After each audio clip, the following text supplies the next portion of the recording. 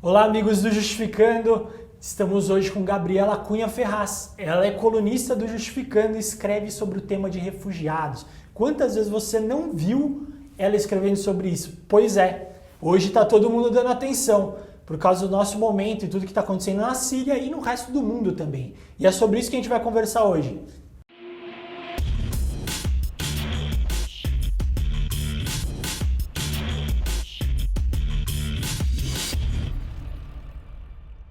Gabriela, prazer tê-la aqui. É muito importante nesse momento, a gente tem tanta coisa para conversar e você sempre fala sobre o tema, investe. E hoje aí, tá todo mundo te ouvindo. Qual que é a sua experiência com refugiados? Você é advogada, trabalhou, já ficou fora do Brasil um tempo, cuidou, quais países você foram? Qual que é a sua experiência que você tem nisso? Bom, primeiro, obrigada pelo Justificando abrir essa porta, né? Desde antes dessa crise anunciada, o que eu já tenho um problema com essa palavra de crise dos refugiados, mas a gente já fala disso há um tempo e agora a gente está focando mais para entender o que está acontecendo hoje, né? No mundo. Então, a minha experiência, os últimos 5 anos, eu trabalho com refugiados, imigrantes. Então, tanto dentro do país quanto fora do país, eu morei na República Democrática do Congo, trabalhava com uma organização humanitária e a gente tinha essa perspectiva de tentar entender um pouco esse deslocamento de pessoas no globo. Por que essas pessoas saem? Por que elas são forçadas a sair? Para onde elas vão? Né? E como isso acontece? O que essa pessoa deixa para trás? Quais as políticas que podem ser feitas para que essa pessoa tenha respeito à dignidade, tenha direitos, tenha valorização do ser humano nos países de acolhida, que são os países para onde essas pessoas se dirigem, para onde elas vão. Então, um pouco entender isso, tanto da parte acadêmica quanto muito da parte prática da coisa mesmo. Você se considera em algum ponto ativista da causa? Essa é a causa da minha vida. Dá pra ver que a gente vê a paixão nos olhos, a vontade. Toda vez que você vem aqui, comenta com a gente, são os refugiados, o brilho no olhar. E que bom que as pessoas estão te ouvindo hoje. Eu vejo que o cenário que a gente está hoje, precisamente uma criança apareceu exposta no jornal, na praia, todo mundo sabe o caso que aconteceu. Inclusive, ela foi a razão que a Inglaterra, nesse momento, resolveu acolher os refugiados. O primeiro-ministro britânico mudou o discurso depois de uma foto. Por que você vê? Por que as pessoas são assim? A sua experiência com refugiados, os países acolhem. Quais são esses países que mais acolhem? Na verdade, o que acontece? Essa semana foi uma semana muito triste, né? Eu tenho esse brilho no olhar, mas eu posso dizer que eu trabalho com muitas pessoas que também têm, assim. Então, é realmente um tema que apaixona. E essa semana foi uma semana triste para todo mundo, tanto pelo acontecimento, quanto pela forma que as pessoas lidam com esse assunto. Então, foi uma semana de muita reflexão. E eu acho que a questão principal é a gente entender, ótimo, se foi essa foto que causou uma mudança na Inglaterra, em alguns outros países, tem o seu valor, mas não foi a primeira criança que morreu numa praia. Não vai ser a última, entendeu? E isso precisa ficar claro. Então, assim, de uma certa forma, essa foi a criança que tocou. Essa foi a criança que comoveu, de uma certa forma. Mas ela não foi a primeira. Isso está acontecendo ao longo dos últimos anos de uma forma muito intensa. E esse ano já foram mais de 3.000 pessoas mortas em barcos, naufragados. E é sempre nessa situação. Dos barcos, eles tentam se refugiar, chega um determinado momento. Como que acontece isso? Ou é excesso de pessoa? O que acontece é o que acontece sempre. Então, assim, quando a gente não tem uma política pública adequada, a gente tem abertura para todo o resto acontecer. Então, se eu não tenho uma política pública de acolhida, se eu não tenho um direcionamento dessas pessoas, elas vão fazer o que for preciso para salvar a vida delas e da família delas. A necessidade que uma família tem de colocar uma criança daquele tamanho dentro de um barco demonstra o desespero dessa família em precisar sair do lugar onde ela estava. Ninguém que está bem no seu país e vive confortavelmente se coloca numa situação de risco dessa para mudar. E a responsabilidade?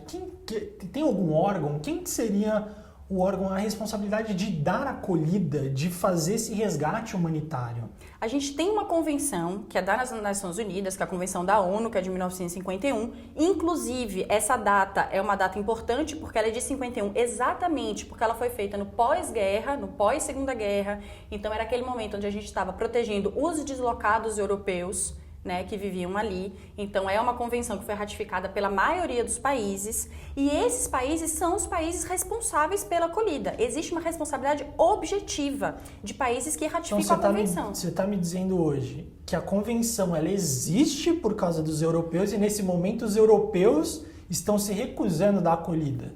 Exatamente isso.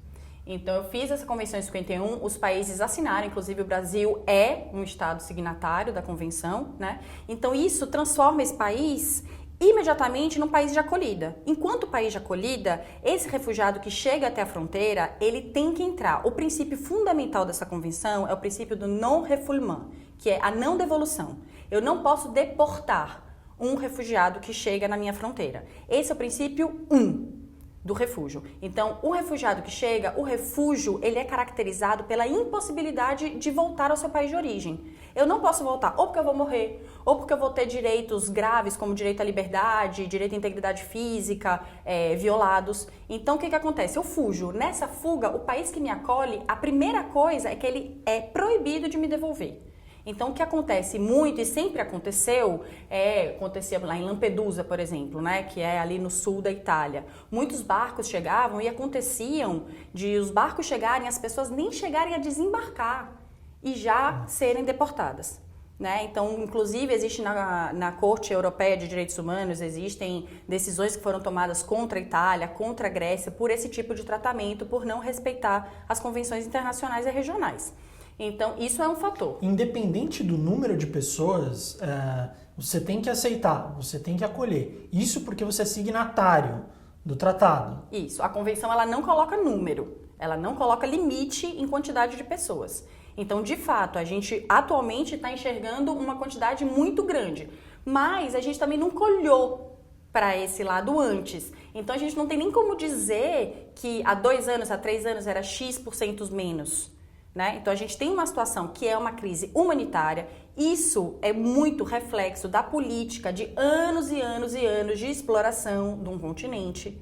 Né? Além disso, a gente tem hoje ativo, a gente tem 12 guerras ativas no mundo hoje, 2015, nesse momento existem 12 países em guerra ativa. Né? Então a gente fala da Síria, mas a gente se esquece da República Democrática do Congo, a gente se esquece do norte da Nigéria, né? A própria Colômbia, que é nossa vizinha, e vive em conflito. Ainda na Europa, quem que está fazendo um bom trabalho? E quem que não está fazendo um bom trabalho? Olha, a Alemanha ela está fazendo muitos esforços, ela está tendo muitos esforços. Obviamente que cada país vai ter as suas limitações a partir de um determinado momento e não vai poder abrigar todos, né? Eu tive uma notícia que a República Tcheca, ontem, eles estavam recebendo refugiados e fazendo marcação com um número na pele das pessoas. Eu acredito que isso seja, inclusive, uma violação grave de direitos humanos, se somando à violação. A gente sabe o histórico disso daí. Não é? Então, assim, na hora que eu vi a foto da pessoa sendo marcada com a caneta, me deu aquele, sabe, aquele nervoso. E ainda falando, acho que em Alemanha, existe também um aspecto que eu estava conversando já com alguns colegas, que a Alemanha está precisando de mão de obra. E mão de obra, vamos dizer, barata. Então, será que talvez não seja por isso também que ela é uma das acolher os refugiados? Pode ser, pode ser. Quem está fazendo um bom trabalho também é a Islândia. E isso, palmas não só para o governo da Islândia, como para a população da Islândia. Sempre a Islândia, né? A Democracia, a Islândia. O que acontece com a Islândia? É um país lindo, é um país do amor, porque a Islândia, a população, o povo, eles foram para a rua, eles mandaram e-mail para os parlamentares, para os representantes do país, pedindo que o país acolha e abrindo suas casas. Eles estão fazendo um esquema de Airbnb gratuito para refugiados. Então, eles estão abrindo suas próprias casas para acolher essas pessoas e pedindo aos seus parlamentares que façam políticas para acolher essas pessoas. Então, Islândia. Eles têm voz lá e conseguem, né, exercer isso. Isso é muito legal. O Brasil já recebeu refugiado ainda da Síria em razão do que está acontecendo hoje? Sim, o Brasil é um país que hoje em dia a gente pode dizer que a gente tem uma política proativa em relação a isso, né?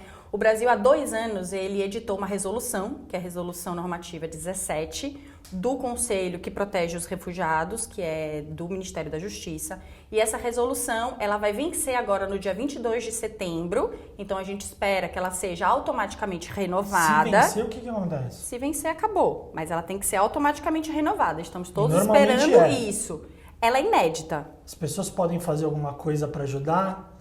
Pedir para o governo brasileiro e o Ministério da Justiça renovar a resolução 17. Então, por favor, tá aí o recado, então. Tá aí o recado, lotar as caixas de mensagem pedindo que seja renovado. Por quê? Essa convenção, essa resolução, ela fez a facilitação do visto para sírios, né? Então, para o sírio vir para cá, ele precisa obter um visto brasileiro para autorizar a entrada no país. Esse visto, em geral, ele não é tão fácil assim de conseguir, né? A gente tem que apresentar histórico bancário, convite, algumas coisas. E para os sírios, isso foi facilitado. Então, o sírio, demonstrando, comprovando a nacionalidade dele, ele tem um visto para vir por razões humanitárias, né? E aí se atribuiu o nome de visto humanitário. Então, ao longo desse tempo, a gente colheu bastante sírio aqui. E agora a gente espera que no dia 22 o governo brasileiro renove essa resolução, tendo em vista que a guerra não acabou. Agora, acho que falando bastante de sírios, né? Mas a sua experiência, você foi para outros lugares. Para onde que você passou um tempo? Aí foi na África, certo? Isso, eu morava no Congo. Apesar de ter uma familiaridade, ter vivido lá durante um ano, o trabalho que eu fiz aqui em São Paulo, a gente acolheu mais de 91 diferentes nacionalidades. Tá. Né? País que a gente foi pesquisar no mapa para saber onde é mesmo que fica. Então, assim, existe uma variedade de nacionalidades muito grande e países que de fato a gente nunca ouviu falar e que a gente não tem esse olhar tão preciso porque não chega na mídia, né? Não chega como chegou a guerra na Síria, por ser também uma violação tão grande. E como que foi sua experiência lá? Você foi por qual motivo? Você é advogada. Como que você chegou lá? Como que deu a situação? Essa pergunta é uma boa pergunta, né? Aquele momento que te dá um clique, assim, que você fala, poxa, vou fazer alguma coisa diferente da minha vida, né? Preciso ir a campo, preciso ver. Uma coisa a gente vê na teoria, uma coisa a gente vê os livros acadêmicos, as teses de doutorado, escrever um mestrado sobre isso. Outra coisa é a gente estar no campo, olhar para essa pessoa. E isso falta em todo o nosso judiciário, isso falta no nosso executivo, isso falta muito no nosso legislativo hoje em dia, isso falta no ser humano, né? É você ter o contato, é você entender, você ouvir da boca daquela mãe que ela não sabe onde é que o filho dela foi parar, porque uma milícia invadiu a cidade dela, cada um fugiu para um lado e ela perdeu o filho, né? Então a dor de uma mãe ao falar isso, a gente não consegue medir. A gente não vai conseguir medir, né? Então, muitas vezes eu me coloquei numa situação de pensar assim, eu não vou sobreviver isso aqui se eu continuar pensando com a minha cabeça. Eu sou uma menina branca que vive numa família maravilhosa, feminista, cheia de direitos humanos, maravilha. Se minha cabeça continuasse assim, eu não teria conseguido sobreviver um ano. Então, ou você se adapta para tentar entender como aquelas pessoas pensam, qual é a linha de raciocínio, o que é violação de direitos humanos afinal, né? Por exemplo, um estupro na República Democrática do Congo. Esse país é o país número 1 em violação dos direitos da mulher, né? Só que até que ponto a valoração dessa violação é a mesma que é para mim? Talvez isso fosse capaz de me paralisar a vida. A gradação, então, para se chegar a seu estupro lá, ela precisa de muito mais? Seria isso que você está falando? Não. O que elas entendem como ser costumeiro, ser um direito do homem. Tá. E o que elas entendem por ser um crime. Ou não ser um crime, ser... E como é que foi viver nesse local, sendo exatamente o que você falou? Branca, tem uma vida boa, advogada e tal. Como que era seu cotidiano? Como que você ia para o trabalho? Na verdade, assim, todas as organizações que ficam em países de conflito, elas têm uma baita segurança, né? Então, assim, eu fiquei um ano sem andar na rua. Mas é uma segurança dada pelas organizações? Pela organização. Tá. Então, a gente tem todo um sistema de segurança, eu não posso andar na rua, eu ando sempre monitorada, com rádio, com walkie-talkie, eu sempre de carro autorizado, então tem todo um sistema de segurança Enfim, eu passei um ano sem andar. A primeira sensação que eu tive de sair andando numa rua depois de falar assim, ninguém sabe onde eu tô. Caramba, que coisa estranha, né? Então você coloca a sua liberdade em xeque, muitas vezes, por uma filosofia, por uma ideologia. Foi um pouco isso, né? Mas, ao mesmo tempo, hoje em dia você consegue entender muito mais uma pessoa que precisa sair dali e por que ela precisa sair dali, né? Porque você amplia um pouco os seus conceitos. Eu já peguei muitos casos de defesa onde o órgão, o julgador que precisa entender o que está acontecendo, não consegue captar o perigo, o medo que tem daquela pessoa. A pessoa tem um medo. A lei, a convenção, ela fala, o refúgio é aquele que tem um fundado temor de perseguição. Então, eu não preciso nem ter sido perseguido, basta que eu tenha um fundado temor. E esse fundado temor, ele se expressa de maneiras diferentes a depender da pessoa. Cada pessoa vai ter medo de uma coisa. Porque eu falei, exemplo, Brasil, estamos em São Paulo, mas se começar a matar nordestino em Brasília, eu vou ficar com medo aqui. Eu vou ter medo. Não importa que não está em São Paulo, pode ser em Brasília, mas eu vou começar a ter medo. Então, assim, muitas vezes tem que entender que dentro do mesmo país, se um conflito ele é concentrado numa região norte do país, por exemplo, não quer dizer que a região sul está em paz. Essas pessoas têm medo. Elas têm medo que o conflito chegue até elas. Então, o que é que elas fazem? Elas vão fugir antes. É aquele velho exemplo que o refúgio usa da rua de casinhas. São 3 casinhas numa rua. No primeiro dia, os rebeldes entraram na rua, queimaram, estupraram, mataram as pessoas da primeira casa. Uma semana depois, eles voltaram, fizeram o mesmo com a segunda casa. Você que mora na terceira casa, você vai esperar? Não. Não vai. Você vai embora. Né? Então, não precisa que tenha chegado na sua casa, basta que você tenha medo. Entendo. E agora, aqui no Brasil, o que está perto do Brasil? Que tipo de refugiado chega aqui?